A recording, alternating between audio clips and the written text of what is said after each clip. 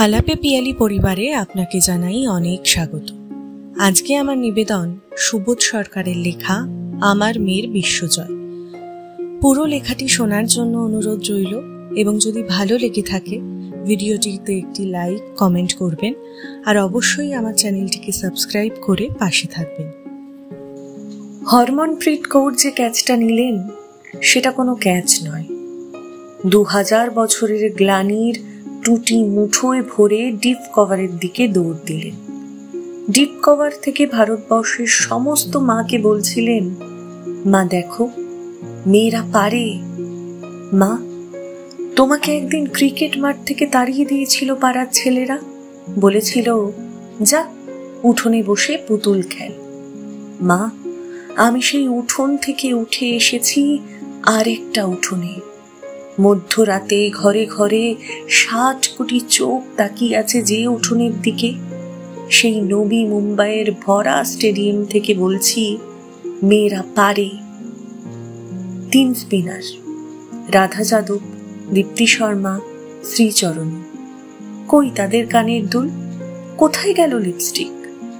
যে কানের দুল দেখে রবি শাস্ত্রীরা কমেন্ট্রি বক্স থেকে মেয়েদের চিনে নিতেন, কে ভালো কে আরো ভালো।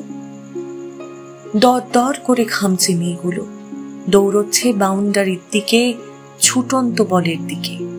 বল নয়, নিজের দুরন্ত আত্মার দিকে। ঘামে ভেজা মেয়েদের মুখ যে এত সুন্দর হতে পারে সে আমি কখনো ভাবিনি। আমি ভেবেছিলাম রাধা শুধু যমুনাতে জল আনতে যায়।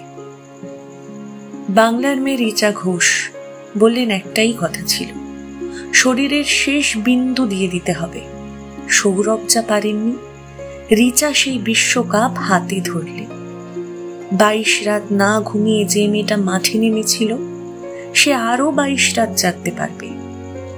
স্বপ্ন কাকে বলে? যা আমরা ঘুমিয়ে দেখি?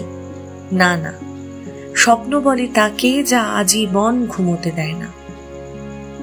গত 50 বছরে যত ভ্রূণ হত্যা হয়েছে তারা আজ বলছে, আমাদের একটা মাঠ দাও, আমাদের একটা বল দাও, আমাদের একটা ব্যাট দাও, আমাদের মেরে ফেলো না, আমরাও পারি। ঘরে ঘরে, পাড়ায় পাড়ায়, রাস্তায় রাস্তায়, মেট্রো রেলে, এরোপ্লেনে, ভাবা অ্যাটমিকে, নাসায়, বুকার প্রাইজে, ক্ষেপণাস্ত্রে, প্রতিটি নক্ষত্র জয়ে প্রতিটা কন্যা ভ্রূণ উঠে দাঁড়িয়ে বলছে। কি বলছে? মেয়েরা কি বলছে?